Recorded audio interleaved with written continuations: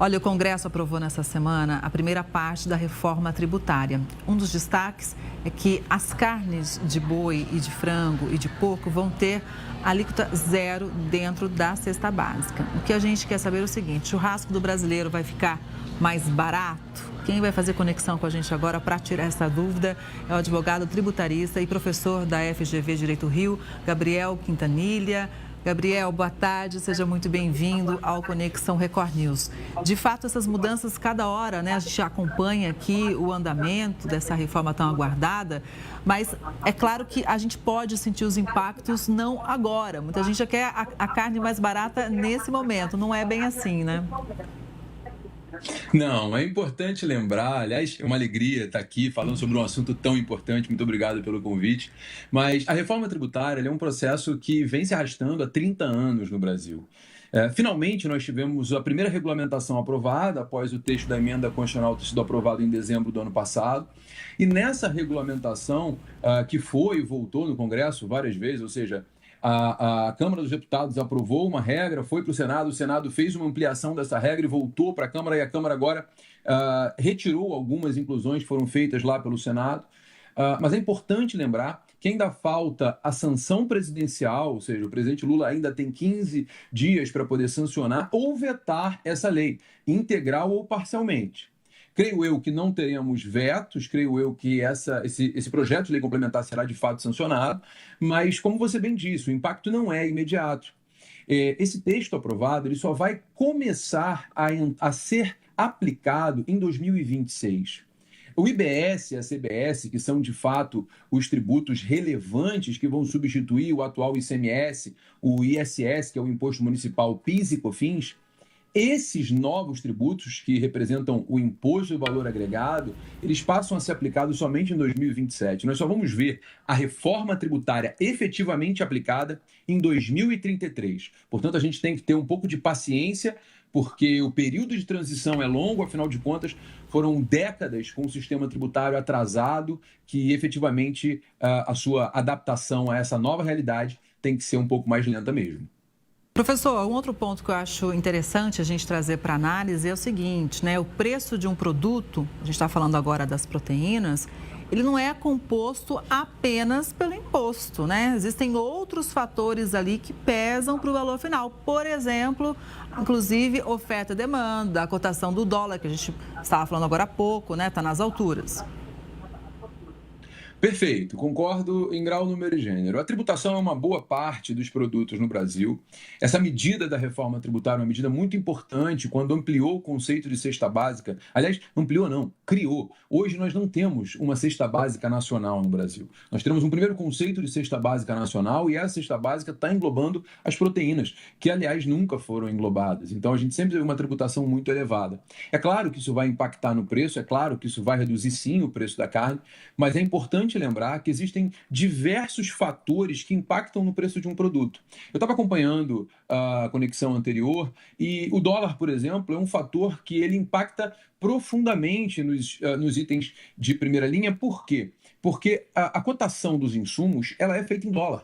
Então, quando o dólar sobe, você vai ter um impacto muito grande nos alimentos, exemplo do pãozinho e da própria carne. Portanto, a reforma tributária ela vai num bom caminho com a redução dos tributos, né, para alíquota zero, porque hoje nós temos a tributação de ICMS, a gente vai agora para alíquota zero e efetivamente isso vai ter um impacto positivo. Mas a gente tem que aguardar não só o período de transição para a entrada em vigor da reforma tributária, mas temos também que aguardar aí para verificar os cenários políticos e econômicos que virão pelos próximos anos. Também eu acho interessante a gente observar no caso das proteínas, não é, professor, a questão do ciclo produtivo, né? Porque muitas vezes existe um tempo ali, você não produz, né, uma carne bovina da noite para o dia. Então existe toda essa logística no campo, existe também o mercado internacional, nós somos o maior exportador de carne do mundo, então hoje a gente atende não só o mercado interno, como também o mercado externo. Então, por isso que é importante a gente trazer aqui, ampliar um pouco esse olhar, porque senão a gente só fala assim, olha, é culpa de um ou de outro, o preço está barato ou está caro. E não é bem assim, são muitos fatores que pesam ali na balança. Não, sem sombra de dúvidas. E você tem que levar em consideração fatores como o próprio meio ambiente colaborando, né? Porque quando você tem muitas chuvas, você pode ter a perda dos insumos necessários à produção da carne, você pode ter a perda dos próprios animais. Você tem vários elementos que compõem o preço da carne. Não é, obviamente, a culpa da carga tributária a carne estar num preço elevado no Brasil. Esse é um outro ponto importante. Nós estamos vivendo hoje um momento histórico em que os alimentos estão num preço muito elevado e a carne, principalmente, está num preço muito elevado. Mas isso você tem que levar em consideração, realmente, hoje o dólar está muito elevado, isso aumenta o custo de produção. Além disso, você tem um mercado internacional que é muito mais interessante, que com dólar alto invade o Brasil, levando o nosso produto, aumentando a demanda. E como a oferta ela não aumenta, o preço também sobe. É muito mais interessante vender para o exterior em dólar do que vender internamente. Então você tem diversos fatores que impactam no preço da carne que estão impactando hoje. Por exemplo, se nós tivéssemos a reforma tributária aplicada imediatamente, nós não teríamos provavelmente um impacto tão grande no preço da carne. Então, é importante a gente identificar que em determinados setores você não pode encontrar um único inimigo, um único responsável pelo problema do preço. O caso dos alimentos é exatamente um desses. Sem sombra de dúvidas, a reforma tributária traz um avanço interessante na proteção da alimentação básica do brasileiro, mas existem outros fatores que têm que ser analisados e que podem sim anular até mesmo essa benesse trazida pela reforma tributária.